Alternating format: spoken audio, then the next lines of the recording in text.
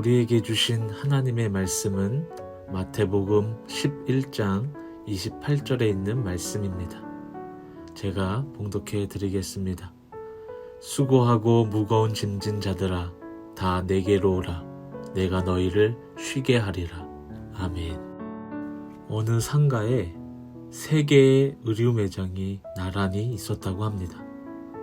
그런데 경쟁자가 좌우로 있으니 장사가 잘 되지 않는 것 같아서 맨 왼쪽에 있는 의류 매장이 먼저 큰 현수막을 이렇게 달았습니다. 폭탄 세일, 왕창 세일. 그러자 손님이 많이 몰리게 되었습니다. 안 되겠다 싶어서 이번엔 맨 오른쪽에 있는 의류 매장도 큰 현수막을 이렇게 달았습니다. 핵폭탄 세일, 와장창 세일. 결국 가운데 지점만 빼고 양쪽의 의류 매장의 매출이 크게 늘어나게 되었습니다. 가운데만 문을 닫게 생겼습니다. 그래서 안 되겠다 싶어서 가운데 의류 매장도 큰 현수막을 이렇게 걸었습니다. 여기가 입구. 오늘날 우리는 스트레스가 많은 시대를 살아가고 있습니다. 어찌 보면 우리는 태어날 때부터 생을 다할 때까지 항상 스트레스를 받으며 살아가는 듯 합니다. 우리의 스트레스의 원인은 돈일 수도 있으며 사업과 직장의 문제, 관계, 가족의 문제, 건강의 이유일 수도 있습니다. 여러분들은 어떤 문제로 스트레스를 받고 계신가요? 어떤 문제이건 간에 우리는 그 문제로 힘들어할 때가 많이 있다는 사실입니다. 괴롭기도 하고 당장 어디론가 떠나고 싶기도 합니다. 어떤 이들은 술로 잊어버리려고 하기도 합니다.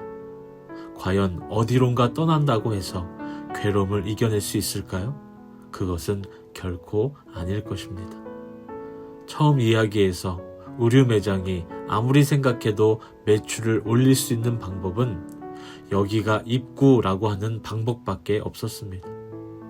이렇게 인간적인 방법으로 어려운 문제를 해결할 수도 있습니다.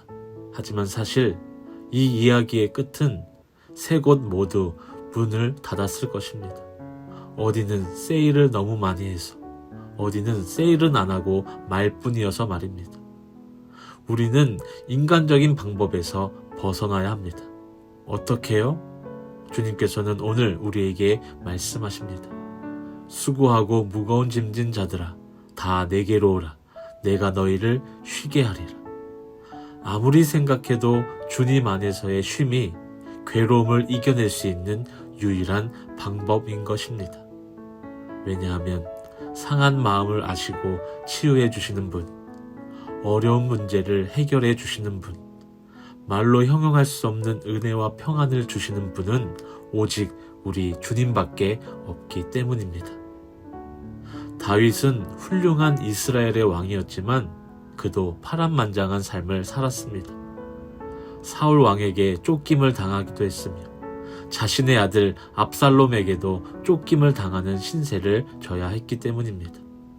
그럼에도 다윗은 아무리 생각해도 그의 살 길은 주님밖에 없었습니다. 시편 39편 7절은 이렇게 말씀하고 있습니다. 주여, 이제 내가 무엇을 바라리요? 나의 소망은 주께 있나이다. 바로 다윗의 고백인 것입니다. 그렇습니다. 다윗에게는 바랄 것은 오직 주님 한 분밖에 없었다라는 것입니다.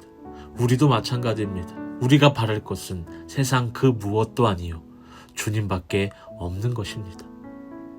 코로나로 바뀐 이 시대 가운데 우리에게 살 길은 코로나가 멈추는 것이 아닙니다.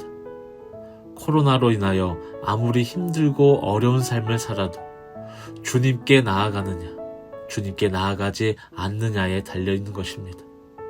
아무리 힘들고 어려운 시대에 있어도 오직 주님을 바라며 주님 안에 있으면 그것으로 충분한 것입니다. 우리의 살 길은 오직 주님뿐이기 때문입니다.